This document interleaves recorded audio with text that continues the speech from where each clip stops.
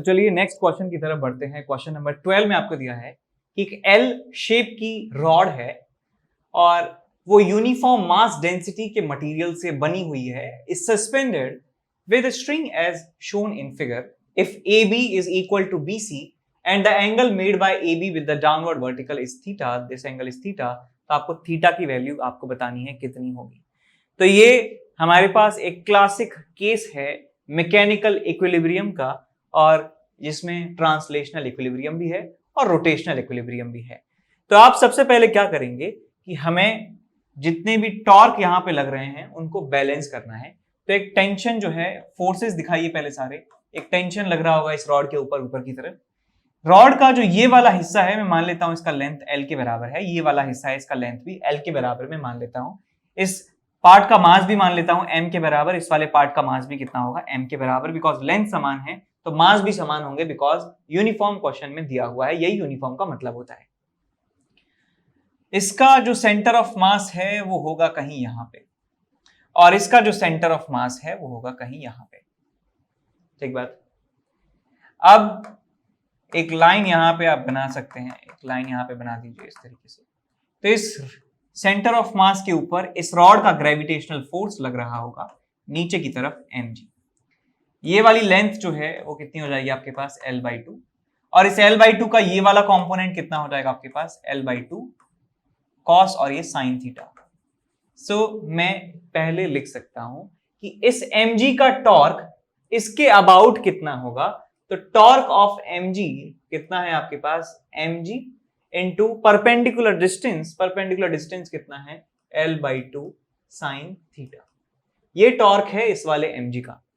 अब मैं बात करता हूं यहां वाले mg की। ये mg जो है नीचे की तरफ लग रहा है, लेकिन मुझे पता नहीं कि इसका परपेंडिकुलर डिस्टेंस एक्सिस से कितना है। तो देखिए इसको कैसे निकालेंगे। आप यहां देखिए ये डिस्टेंस जो है ये L/2 के बराबर है, ये थीटा है तो ये कितना हो जाएगा 90 माइनस थीटा। ये 90 है, ये थीटा है तो 90 माइनस थीटा। ये वाला एंगल कितना हो जाएगा थीटा। तो मैं ये वाली डिस्टेंस निकाल सकता हूं कि ये L/2 है, ये थीटा है, तो ये वाला डिस्टेंस कितना हो जाएगा L/2 cos थीटा।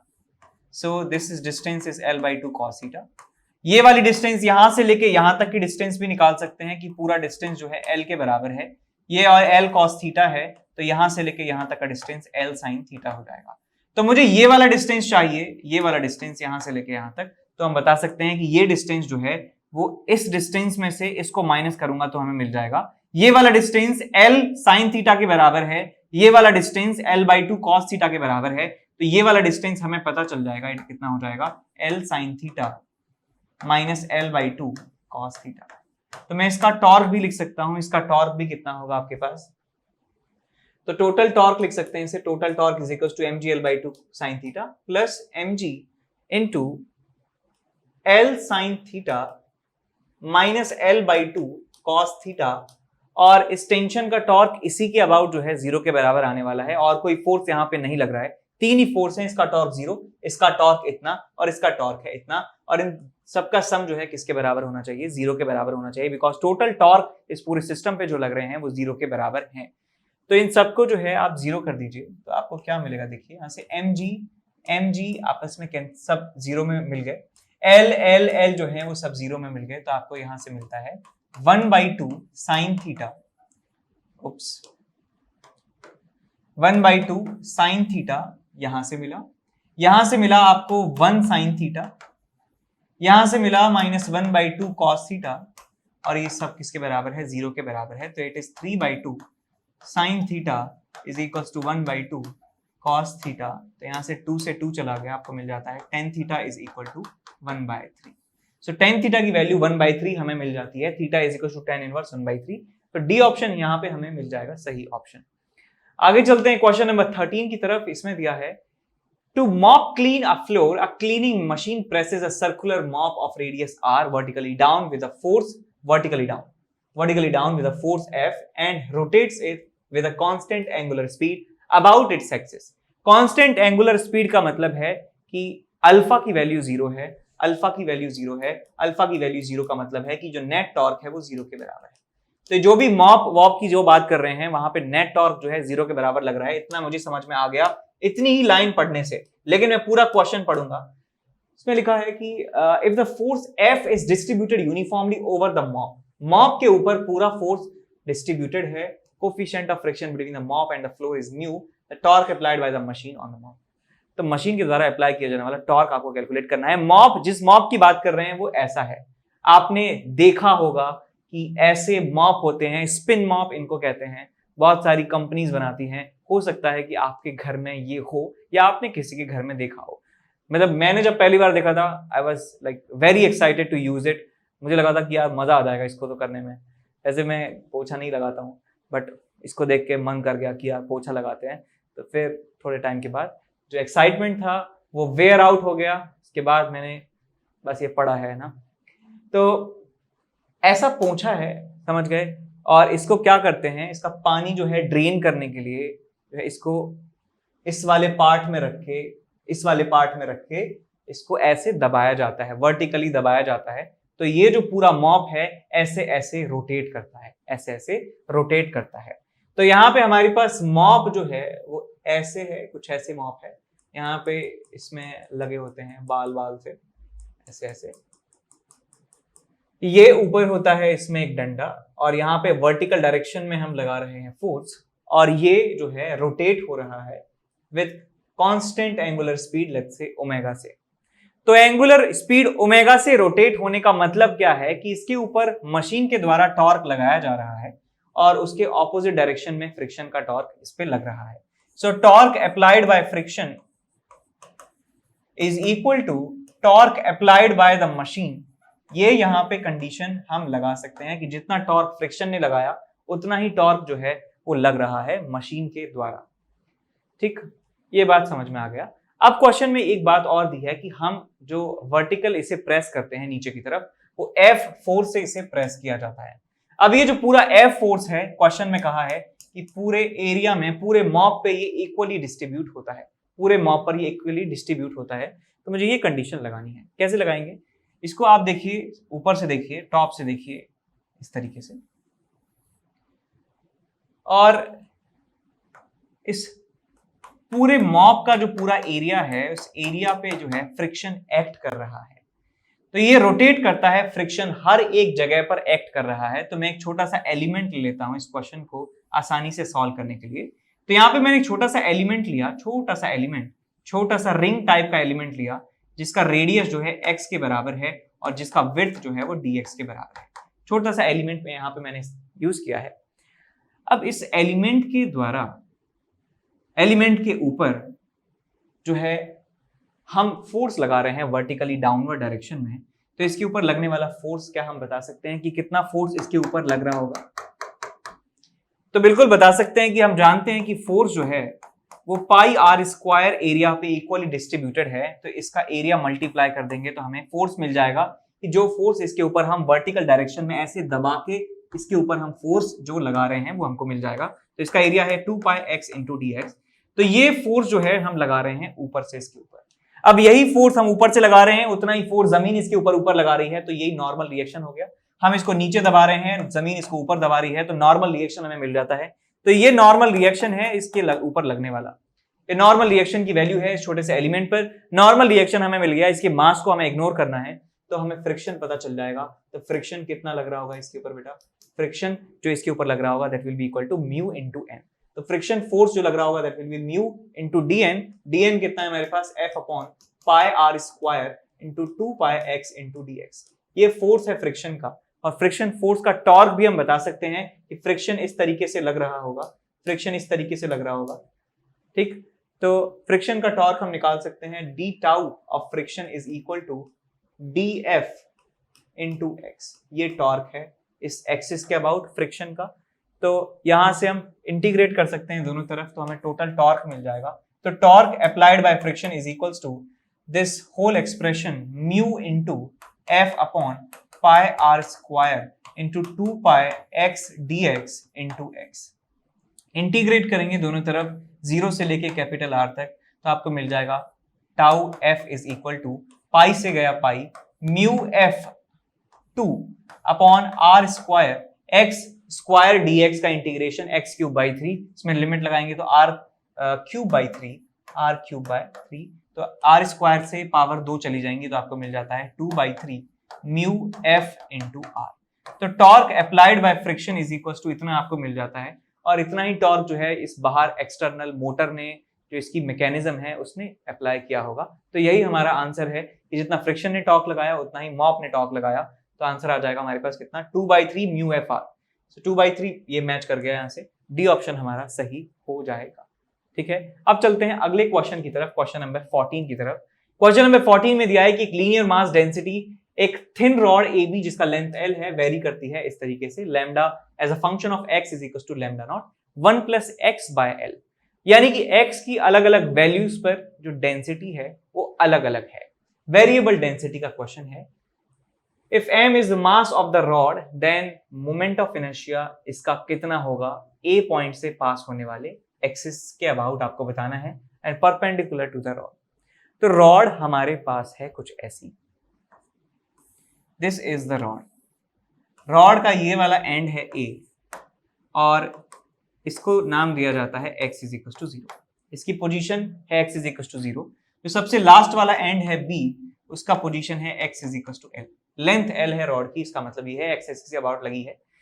अब इसमें किसी भी पॉइंट की, किसी भी जनरल पॉइंट की जो डेंसिटी आप देखते हैं तो वो डेंसिटी किसके बराबर है, lambda naught 1 plus x by L। तो हमें मोमेंट ऑफ इनर्शिया निकालना है कि A से पास होने वाला एक्सिस के अबाउट मोमेंट ऑफ इनर्शिया निकालना है। तो मैं इसको क्या कर सकता हूं, इस रॉड को छोटे छोटे पार्टिकल्स में डिवाइड कर सकता हूं। तो एक छोटा सा पार्टिकल मैं यहाँ पे लेता हूं, जनरल पार्टिकल, एक जनरल पोजीशन पर x is equal to x पर, इसकी विड्थ मान लेता हूं dx के बराबर है। तो इस छोटे से पार्ट का मास मान लेता हूं dm के बराबर है।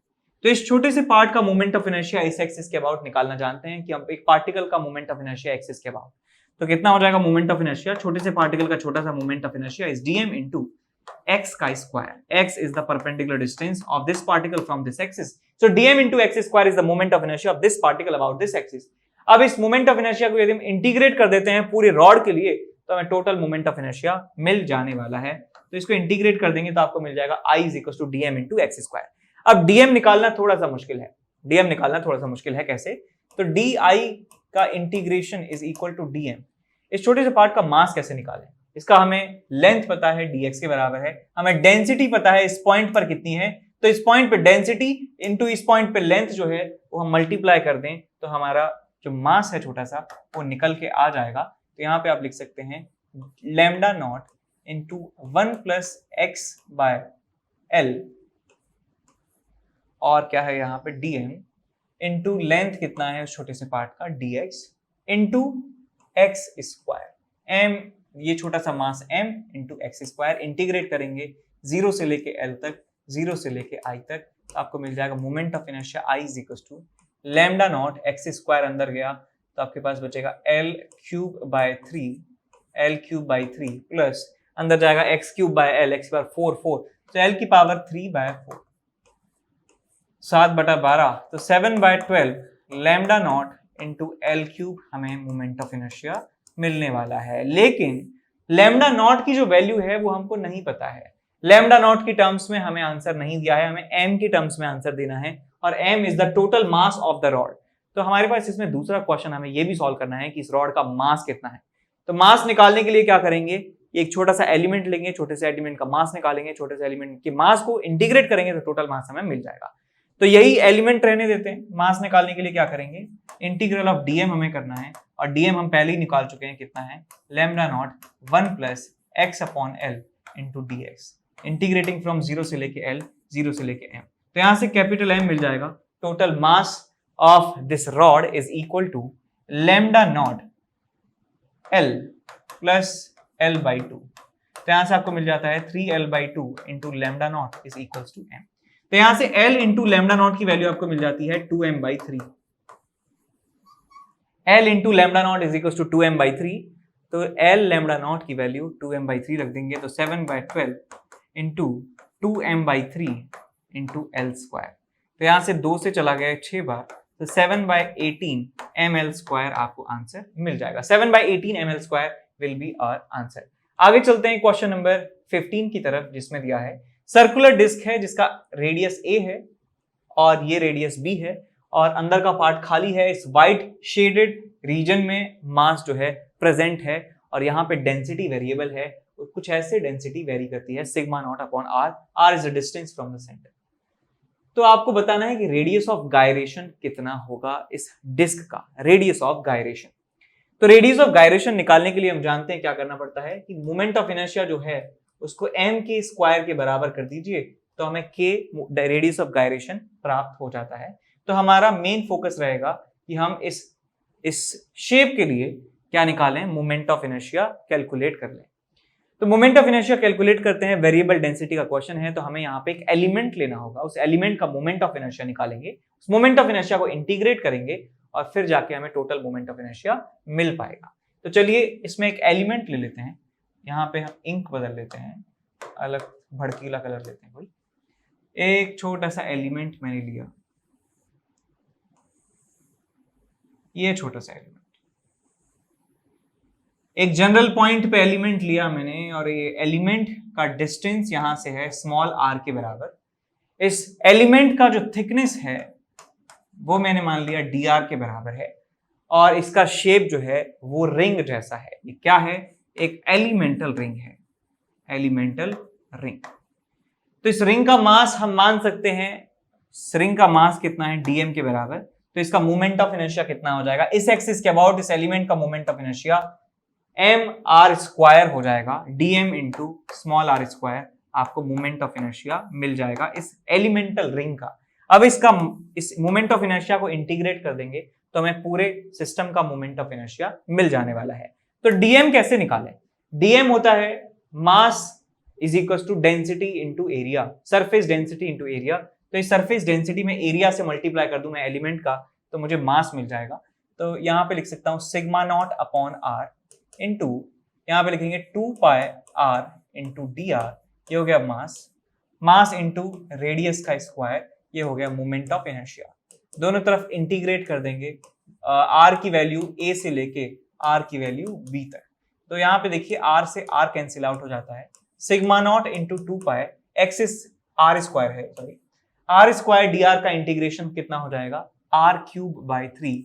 तो ये 3 आ जाएगा आपके पास, b cube minus a cube आपको यहाँ पे मिलने वाला है। This is the moment of inertia.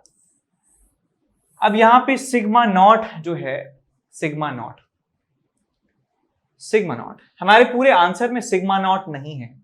अच्छा, तो सिग्मा नॉट नहीं है तो क्या करें, होना चाहिए था, नहीं है तो नहीं है। हमें तो रेडियस ऑफ गायरेशन निकालना है ना, हम रेडियस ऑफ गायरेशन पे फोकस करते हैं। इसको हमें इक्वेट करना है m इंटू के स्क्वायर के बराबर, लेकिन मास हमको नहीं पता है कितना है। तो मास निकालने के लिए आप लिख सकते हैं सिंपल इंटीग्रल ऑफ dm आपको करना है।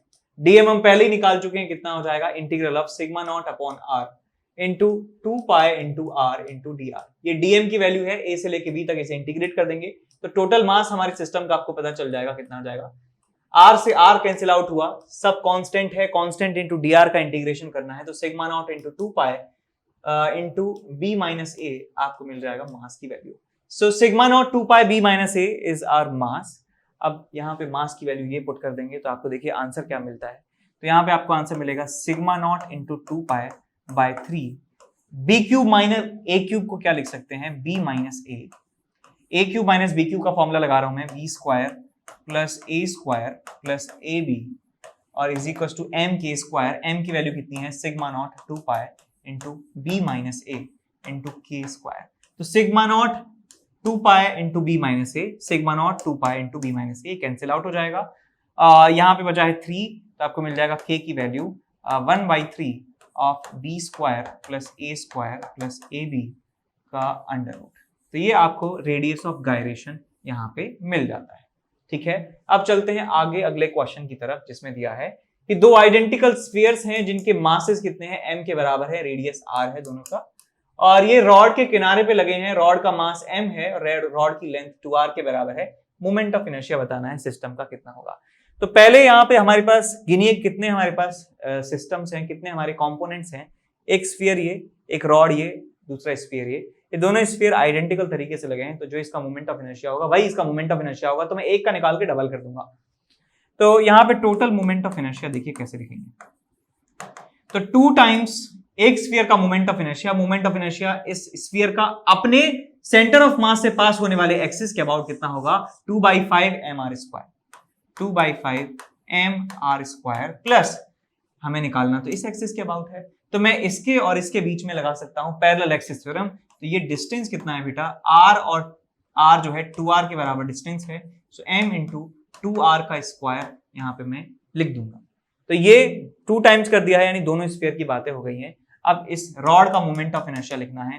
रॉड जो है अपने सेंटर ऑफ मास से पास होने वाले एक्सिस के अबाउट घूम रही है, तो इसका ml²/12 मैं लिख सकता हूं m into 2r² divided by 12। ये मोमेंट ऑफ इनर्शिया आ जाएगा इस रॉड का। इन सबको ऐड कर देंगे तो देखिए आपको क्या मिलेगा 4/5, एक्सक्यूज मी, तो इसे सॉल्व करते हैं तो आपको यहाँ पे mr² जो है इसे आप कॉमन ले लीजिए। So it's 4/5 plus 4 and 2 8 plus यहाँ पे कितना है 4/12 यानी कि 1/3 से आप ऐड कर दीजिए तो आप यहाँ से आपको एलसीएम मिल जाता है। एलसीएम आपको मिल जाएगा यहाँ से 15, तो आएगा 3 12 120 15 120 120 प्लस 5, तो आपके पास 137/15 mr²। बिल्कुल ठीक है, तो ये हमारा आंसर आ जाएगा, ऑप्शन ए सही हो जाएगा।